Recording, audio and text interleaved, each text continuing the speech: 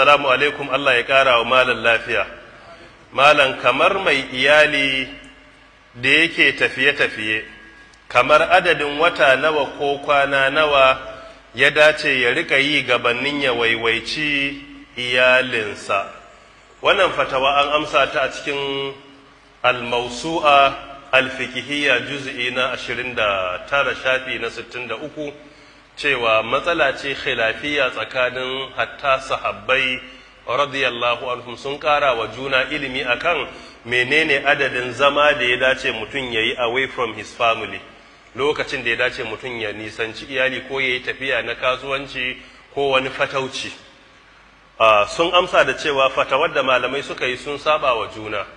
Akwai Sheikh Abdullahi ibn Abdurrahman ibn Jibrin rahmatullahi alai, ɗaya ne daga cikin manyan membobi na lajnatu da'ima lil buhuthil ilmiya, ya rasu shekara kaman 9 zuwa 10 da suka wuce, shekara 12 zuwa 13, shekara 2 ko 3 gabanin rasuwarsa na tafi har birnin Riyadh na zauna a gabansa na yi karatu. Na bar ayyuka na a lokacin ina karantarwa a jami'a da na samu hutu sai na garzaya gabansa, iya daga cikin malaman da Allah ya sa mun ƙaunarsu, sai dai yana da zafi sosai, Allah ya ji kansa. Na zauna a wurinsa na yi karatu, daga ciki na ƙara wani karatu na ɓangaren tafsirin ƙur'ani da muke da ku. Yana cikin malaman da nake irga sun karantar da ni a tafsiri, saboda na zauna aƙalla kwana 30 ko abin da ya haura haka da kaɗan a birnin Riyadh ina karatu a gabansa, na kuma yi karatu na wani ɓangare na aƙida a gabansa. Yana da fatawoyi da ya tara fatawa islamiyya juz'i na 3 shafi na 212, an tara fatawoyinsa. Ya ce laƙadi haddada sahaba, wato sahabbai sun yi iyaka akan asalin time da shari'a ta halattarwa miji yayi baya tare da iyalansa. Ya ce daga cikinsu akwai wanda suka haddade shi bi 4 ashhurin, akwai wanda suka yi bi 6 ashhurin. A cikin sahabbai akwai wanda sun yi fatawan kada na magidanci ya tafi ya bar iyalinsa abin da ya wuce wata 4. Wasu suka ce wata 6. Wasu malamai suka hada fatawar biyu suka ce wata 4 za ka iya yi, an baka dama, amma wata 6 kuma sai da yaddarta.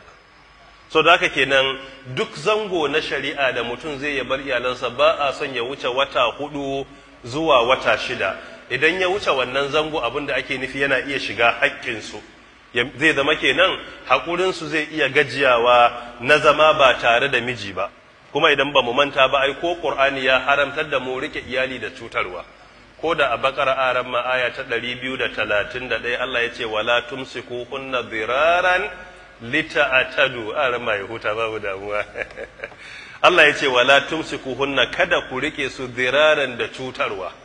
Allah ya hana mu wuce gona da iri wajen cutar da haƙƙin iyali.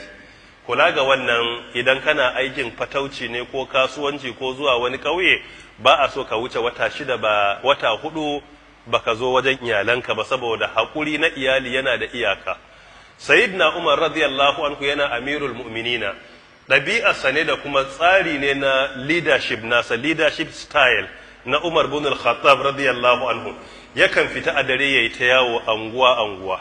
Al-Mawsu'a al-Fiqhiyya a juz'i na 29 sun kawo wannan fatawa tasa da kuma abin da Sayyidina Umar yake radiyallahu anhu a shafi na 63, cewa sai yana yawo a dare sai rika jin damuwoyin mutane.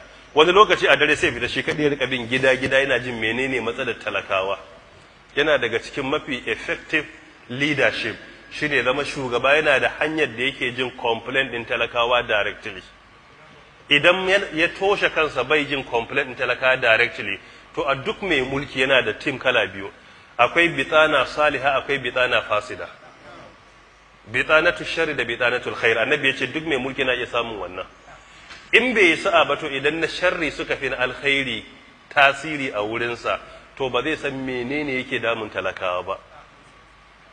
To yasa tsari na leadership shine ba zai yi kullum ba, amma duk position na fawa da Allah ya baka ya zama akwai wani time da kake da shi na directly kana jin matsalan talaka ba tare da akwai shamaki ba. Ya zama ko wani text message ta wani layi ne da za a tura daga lokaci zuwa lokaci ka yi sampling ka duba, ko wani email ne da za ka iya hawa ka duba, ko a maka printing duka gaba ɗaya ka duba, ko wani boxes ne za a je a strategic wurare da kai tsaye za a iya ɗauka a kawo ma kai ka sani. To wannan shine tsarin da Sayyidina Umar ya bi radiyallahu anhu, da har a duniyar da ba ta musulunci ba an amince da in ana maganar leadership da aka yi nasara shugabanci to na Sayyidina Umar na cikin na gaba a tarihin duniya.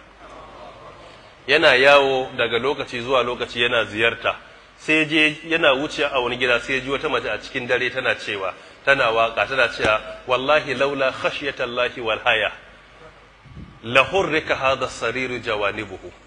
Tace wallahi ba dan tsoron Allah da kunya na ya mace ba, wallahi da a daren nan da an samu wani kwarto an girgiza gadan nan, da an ɗauko wani kwarto gadan nan da ya shiga uku, da an girgiza shi gadan nan da sai ya san akwai mutane a kansa.